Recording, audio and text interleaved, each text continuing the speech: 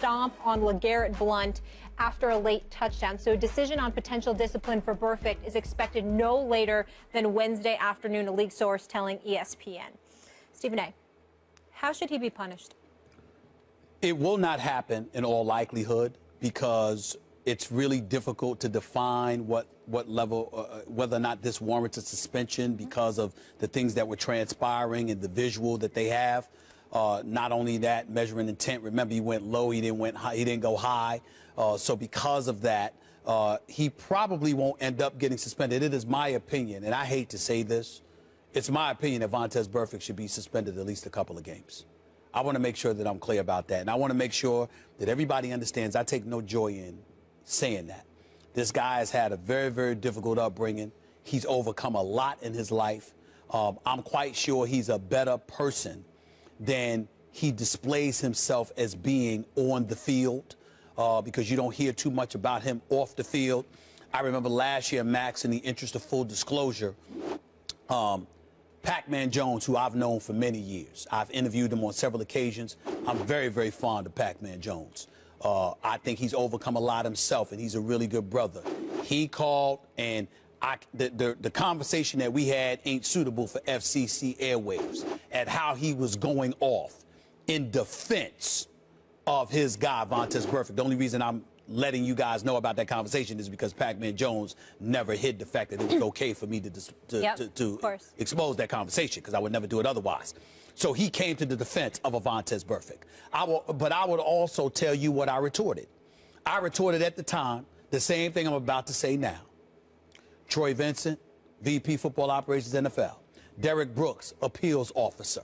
John Runyon, former congressman, former Philadelphia Eagle, who's now the VP for Policy and Rules Administration, who's the guy that will make that decision within the next day or so, along with a bevy of others, Merton Hanks and others. At one point in time or another in the career of Vontaze Burfict, I have spoken to these individuals. They have given him chance after chance after chance, okay? They have sat up there, I mean, as recently as a week ago, I had one of the dudes, you know, in the appeals department, talked about how Vontaze Burfict was reached out to. He has been called. He has been emailed. They have reached out to him. He won't return people's phone calls. He won't get back to them. And they still reached out to him to make sure he knew they were pleased with him. They were encouraged by him, not just the professionalism he was displaying on the field, but what he was saying in post-game interviews and beyond, et cetera, et cetera. And a week later, here we are. You find yourself, first of all, he stomped on Blount. It's clear he walked right into the scrum, and he put his foot on Blount, which is why Blount got up and shoved him. That's first of all. Secondly, you saw the low blow that he went to when he hit Martellus Bennett with. Okay? He's just standing there, and you literally dive for his leg. Those are career-threatening plays. You can rip somebody's cartilage. You can tear the ACL. You're trying to do that on purpose? Come on now. You can't have that. You can't have that. So something has to be done. I think right now, Max, is the last thing I want to say. Somebody needs to look at Vontaze Burfict and ask him one simple question. Do you want to play in the NFL or not? Because they may not suspend him this time, but they are watching this dude, and they are not playing. They are not going to tolerate the kind of stuff that he gets himself into. I defended him at the beginning of the season. Remember that. You didn't. I can't defend this because you just fresh off of being suspended, and already you find yourself in the eye of the storm again. Makes no sense. The reason I didn't defend him earlier in the season is because going into that playoff game against Pittsburgh last year on Sports Nation, Michelle and Marcellus and I were discussing Burfict and what are the odds he's going to do something. And my whole point, I turned to the camera and say, look, all eyes of the world are on Burfict. He's not going to do something stupid now. I mean, that's not when a guy misbehaves, whenever he knows the spotlight's on him. And a week later. And going into that, and then it was highlighted on TV. They need 14 yards to be in field goal range. 22 seconds left. 22 seconds left. It's an incomplete. He hands them 15 yards. Pac-Man Jones had no culpability there. Pac-Man Jones didn't do anything wrong in that game. But but Vontaze Burfict sure did when everyone. That was the question heading into that game. The question, not about the quarterbacks, it was about Vontaze Burfict and his behavior. Would he blow it? And 14 yards, he hands him 15. You couldn't write in the script any better or worse. Okay, so that's when I'm like, okay, this guy has a problem. Stephen A., here's the issue here. Whether or not he gets suspended, he should be suspended 2 games. 1, for stomping on Blunt. The reason is, and Martellus Wiley, who I worked with on the radio and TV, we saw each other 10 hours a day for 5 straight years plus. Used to talk about this all the time. No wonder he's happy you're going.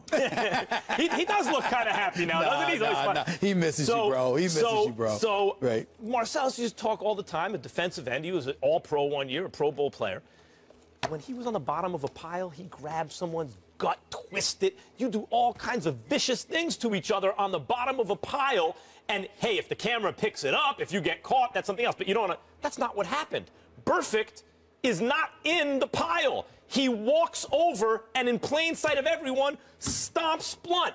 1 game. Okay, now we're talking about the Bennett hit. He went low, not high. That's true. But it wasn't a play. It wasn't. The ball wasn't coming to Bennett. The play was already over down the field. And you had just finished arguing with him a few plays early. So when I talk about Odell Beckham Jr., hey, Stephen A., it's impulse control. He took off his helmet. Those are relatively benign infractions, and I'm mad at Odell because he's actually hurting the team. But in Burfict's case, these are major infractions, injury-causing infractions, potentially career-ending infractions in Bennett's case, and it's hurting his team. That's a problem.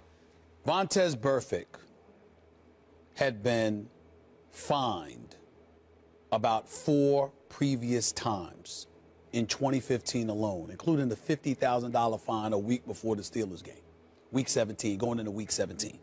So now you have this. Between James Thrash, Derek Brooks, okay, Troy Vincent, Merton Hanks, Lord knows who else, they have been on the phone or in person with this man on at least 15 separate occasions. 15! Enough's enough. Vontaze Burfict needs to ask himself one question.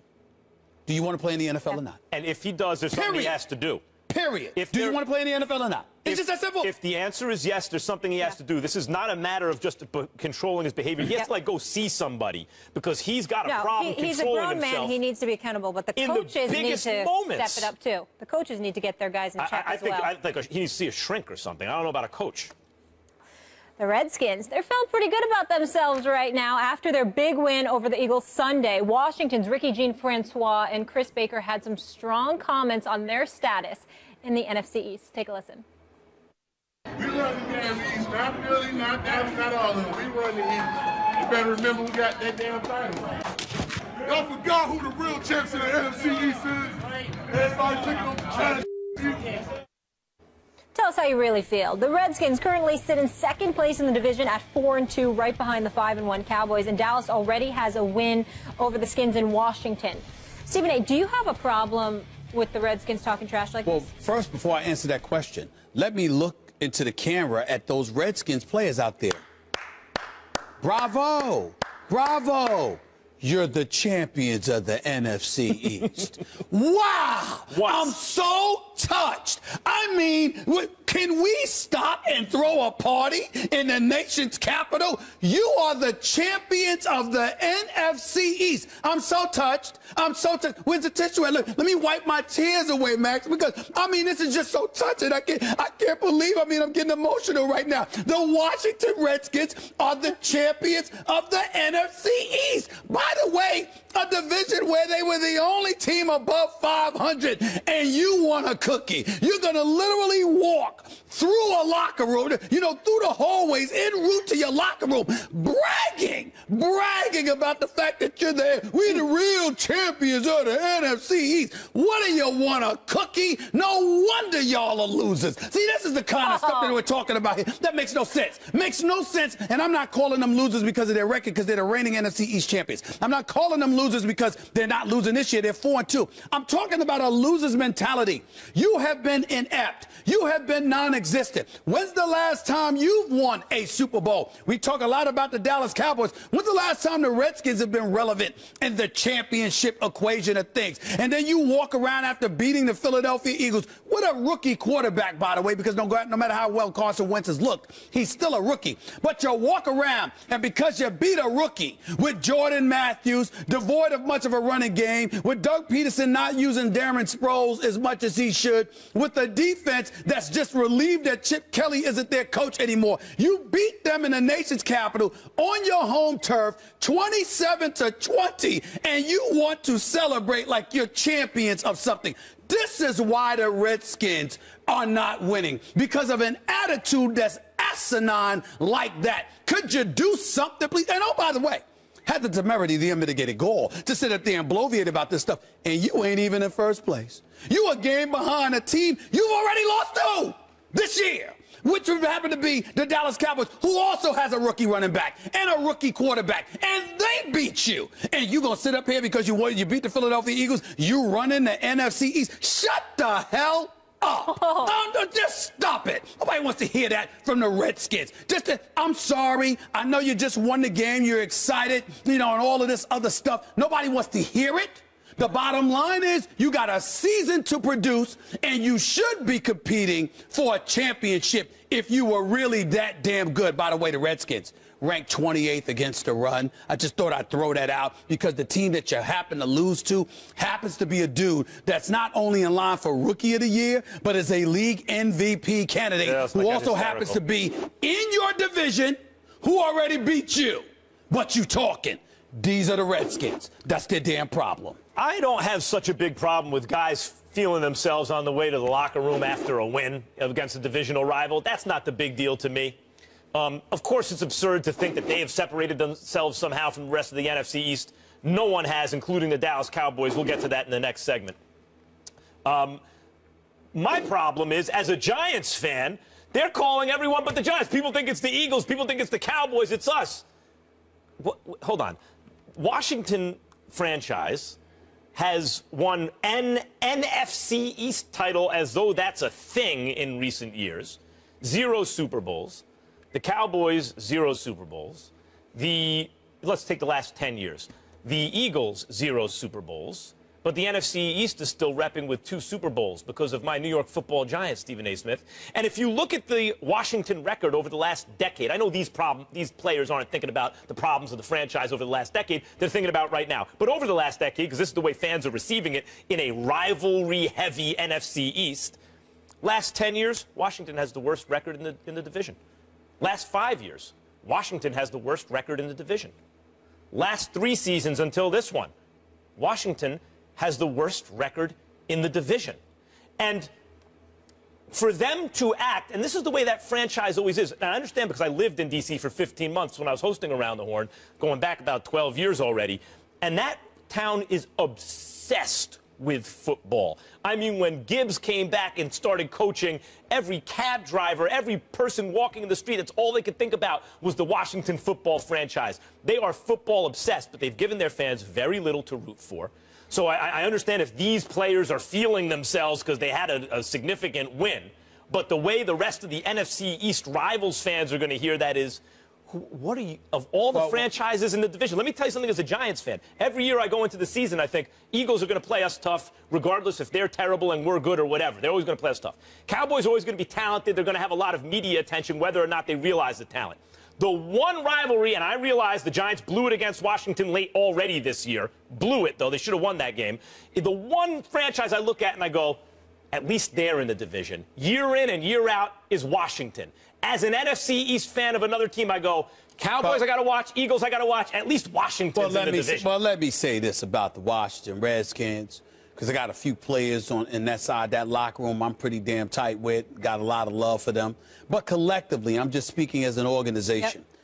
I have been on the airwaves. We all know that I despise the Dallas Cowboys, but it's not because of the team. It's because of their fan base, because I think it's the most pathetic fan base in the history of America. I think they're disgusting. I can't stand Dallas Cowboy fans everywhere. I just can't stand them. Everybody knows this about me. I hate them. I really, really do. The fan base, not the team, but I hate the team because of their fans, okay? But I've been on the Dallas Cowboys because they haven't won a Super Bowl since 1995. Washington Redskins haven't won a Super Bowl since 1991. The Washington Redskins have not won a Super Bowl in more than 25 years. The Washington Redskins have been to the playoffs 6 times in 25 years. 19 out of the last 25 years, the Washington Redskins have been home watching the postseason just like the rest of us. And I would appreciate it. This is just my own personal thing going on here. I would appreciate it deeply if the Washington Redskins would be sensitive to people like me, who are umbilical cords and extensions of their fan base, because I'm no Washington Redskins fan, but I'm no Washington Redskins hater. But I have loved ones who are diehard fans of the Washington Redskins, and I would ask the Washington Redskins as a favor to them, just out of core decency alone, recognize the level of ineptitude that you have exercised for 2.5 decades and have the decency to shut the hell up and just go out there and win something more than an NFC East division that half the time is subpar. Could you win a playoff game? Could you make me a favor, please? Not do me a favor. Make me a favor, pretty please, with sugar on top. That's all I ask. That's all I ask. All I ask. Washington has not only not won a Super Bowl in a quarter century, because the Eagles have never won, but they've never been the dominant force in the division. Like the Giants twice in recent years were written off early in the season. No one was thinking about them in the preseason. They weren't supposed to do anything, and they won 2 Super Bowls. But you can argue, yeah, they've missed a lot of playoffs, fine. But they won 2 Super Bowls in the last decade. The Cowboys are always a central story in the NFL, good or bad, and they've been good recently. The Eagles have had runs where they've been the dominant